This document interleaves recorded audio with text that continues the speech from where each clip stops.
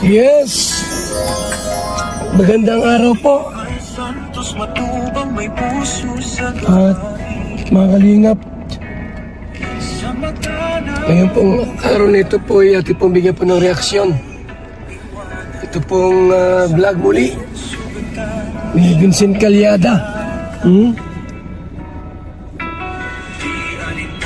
Muli pong dinalaw po ni Vincent si Pure Health at kinumusta niyang muli. Bigan.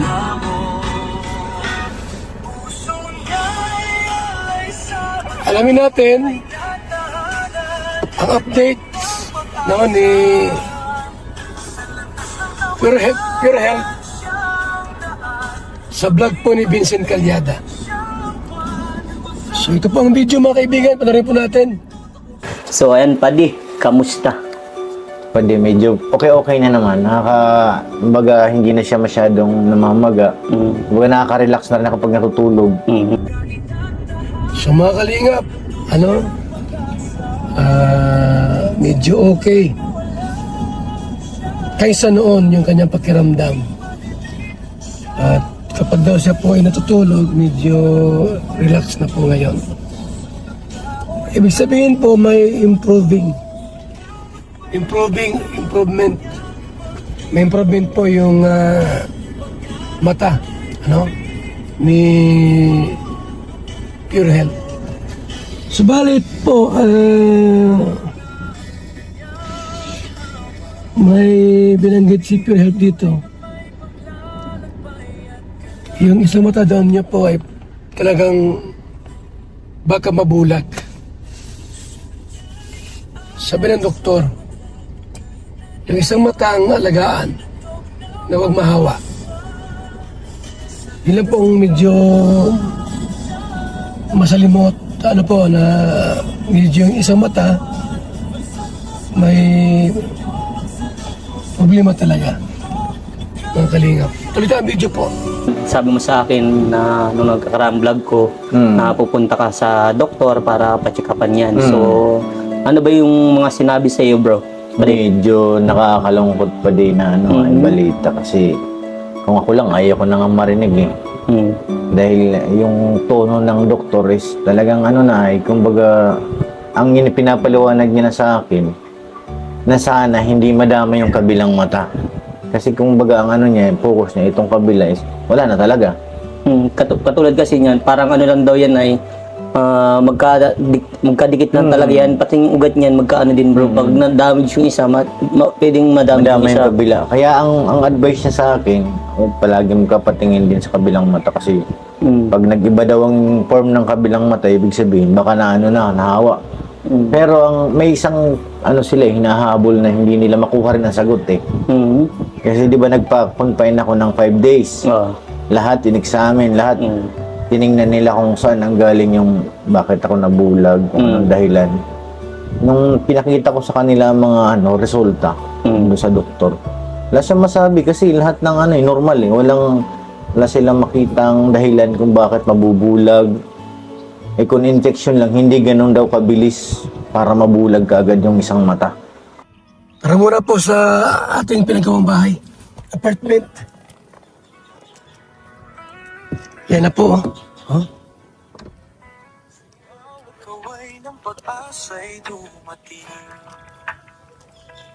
Ival Santos matubang may puso sa gawain. Taas na. Sa mata ng siya'y iwanan. Sa pusong sulatan siya ang pagyakay. Isa si Brador. Isa lo. Mas B.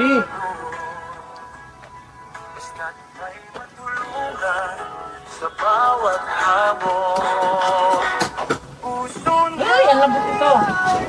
Ngayon na ako sa mata. Tingnan pa. Taas na. Brador. Mr. J. Ito tayo? Dito mo na pick up. Isama mo.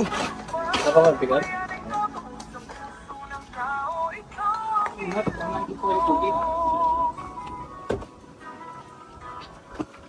Ito mo na.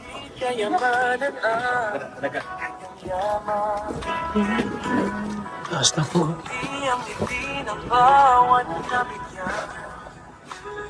Taas na.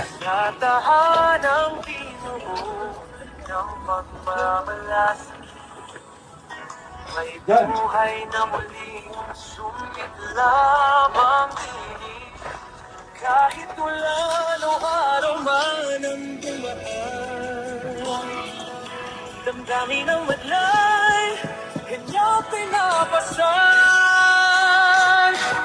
Puso niya Mataas na po. sa matla pagkainaganan, ang tunang pag-asa.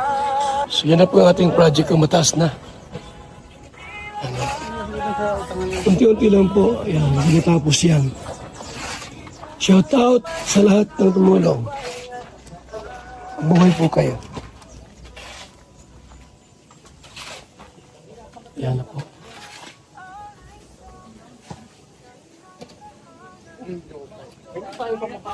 Apartment type na bahay po natin.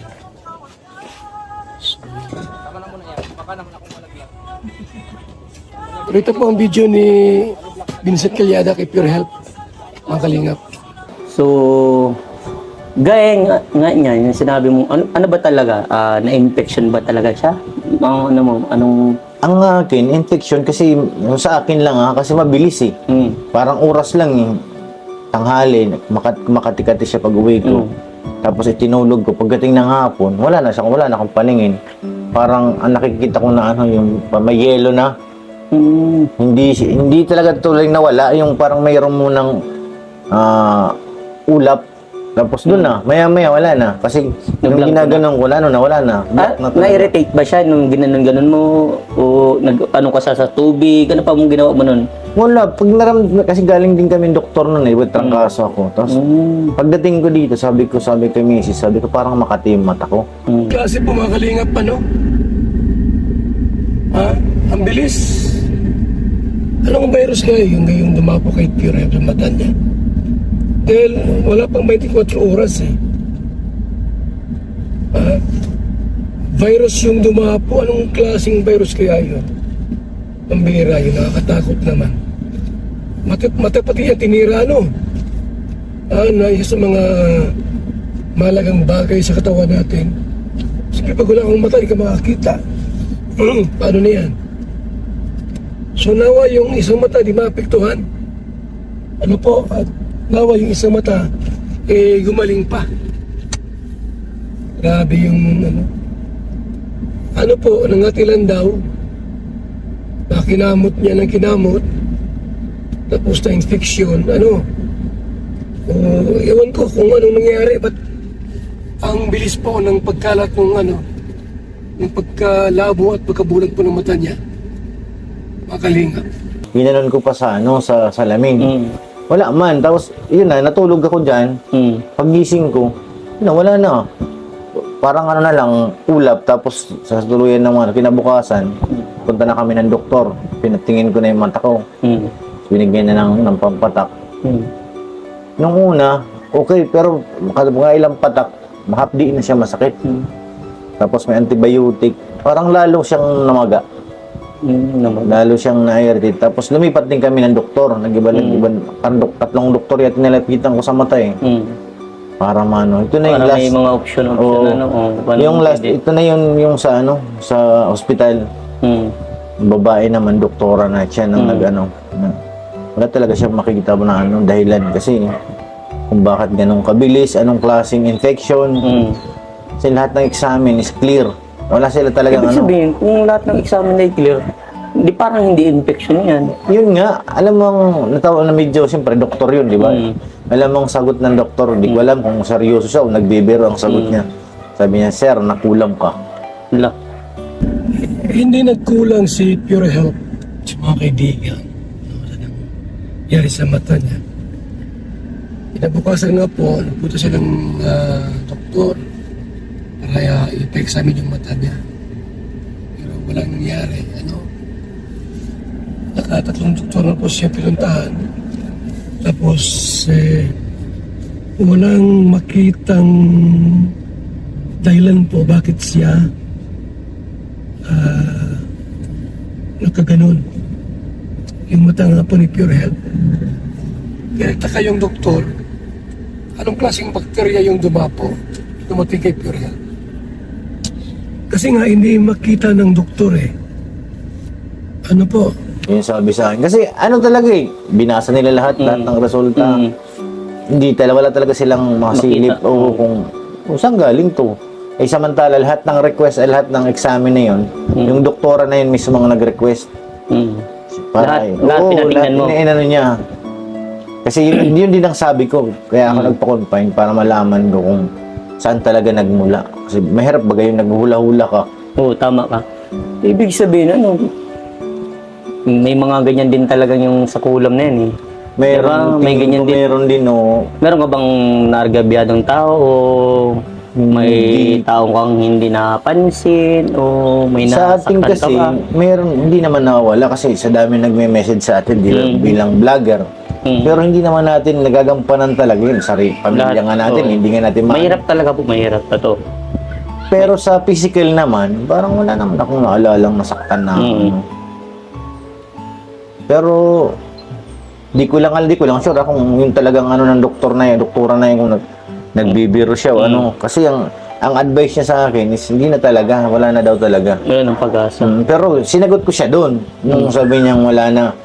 Sabi ko, doktora, isang araw, babalik ako sa'yo dito para magpa-check up na nakakita na ulit yung kabila kong mata. Yan ang gusto ko pa di, positive ka. Talagang naniniwala ka talaga na makakakita ka pa ulit. Makakita ulit. Yun. Kasi hindi naman biglaan eh. Yung pagkawala, bigla talaga. bigla naman eh. Kasi hindi naman talaga dapat totaling biglaan talaga pagkakawalan. At saka dapat unti-unti talaga siya oo. nalabo. At saka matagal yung ganun. Ayun, oras lang pa di. Oras lang pero- nawalan ako ng paningin eh. Kaya possible ba kinulong ko nga pa di. Hindi nga malayo pa dito ito ngayon. Meron din. Meron kang Oo, hinihinala. kasi yung iba naman natin mga viewers hindi naniniwala. Meron mga naniniwala na ano. Hindi naman po ako nagsasarado ng pintuan. Lahat ng possible gagawin ko kung anong ibang mga advice. Kayo po, ano sa palagay niyo po? Nakulang ba si Pure Health? Nakulang po ba siya o ano? Ano po sa palagay ninyo mga kalingap? Yung mga niniwala sa kulam or ano? Kasi yung doktor nagsabi, abay baka nakulam po kayo. Kasi wala makikita dahilan. Kayo po, ano po sa palagay ninyo? Nakulang ba si Pure Health or sadyang may dumapong virus, bakterya at na-infection yung kanyang mata? Kasi ang bilis po ng wala na kanyang paningin. Ang bilis, mga kalingap. Di ko lang sure kung yung talagang ano ng doktora na yun kung nagbibiro siya o ano. Kasi ang advice niya sa akin is hindi na talaga, wala na daw talaga. Meron ng pag-asa. Pero sinagot ko siya doon. Nung sabi niya wala na. Sabi ko, doktora, isang araw, babalik ako sa'yo dito para magpa-check up na nakakita na ulit yung kabila kong mata. Yan ang gusto ko pa di, positive ka. Talagang naniniwala ka talaga na makakakita ka pa ulit. Makakita ulit. Yun. Pero I hope na makakita ka pa di. Makakita, oo. Kasi yan yung pinaka natin eh. Makakita na Yung goal paningin natin. talaga, oo. Oo. Kasi syempre, paano yung pagdadrive mo, di ba, padi? Try ko nga pa din. Parang isa ngayon, ang hirap magmamaniho ako kabilang mata lang. Parang, Mahirap yung padi kasi yung sight mo parang ang hirap. Oo. May hirap. Huwag mong sanayin pa din isa lang yung mata mo. Sanayin mo dapat ng dalawa. Kasi maging positive tayo pa din. At yun, natutuwa ko pa din kasi ang dami nag-reaction sa atin about dun sa pag-vlog ko sa iyo. Oo. Ano yung masasabi mo dun pa din? okay naman yun. Wala, kasi yun nga, nasa malaya baga tayo. Karapatan din nila mag-reaction. Kung ano. Panood ko rin yung kay Kuya Bal. Very good yun, okay yun. Wala naman tayong inaanong tao. Oh yes, wala na tayong binibitaw. Hindi naman natin inaaway ang kalingap. Hindi naman tayo kumakala sa kalingap. Yes. Yun naman ang importante dun eh. Kumbaga, nag-ano lang tayo dun sa mga inaano ng mga ibang tawag dito, ibang supporters na nagtatanong, bakit ganito? Hindi, wala naman dapat silang itanong eh. Wala silang dapat pag-isipin pa na kung ano-ano ay. So, mga kalingap, ati pong napanood ng vlog ni Vincent Calyada kay Pure Health.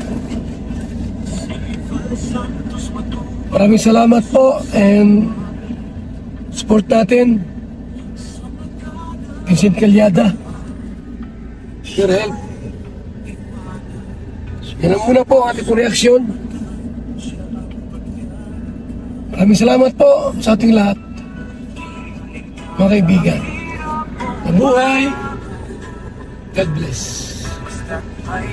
Ito yung bahay po ni Ethel Bonetti po. Daming gumagawa. Bahay ni Ethel. Malaki na po yung bahay ni Ethel. Oh, grabe.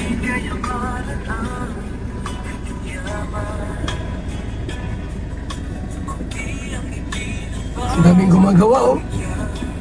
Mataas na agad, oh.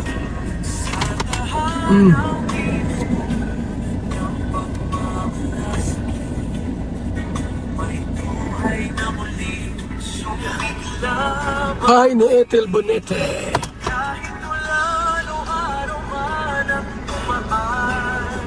Salamat sa ating lahat. Mabuhay. God bless.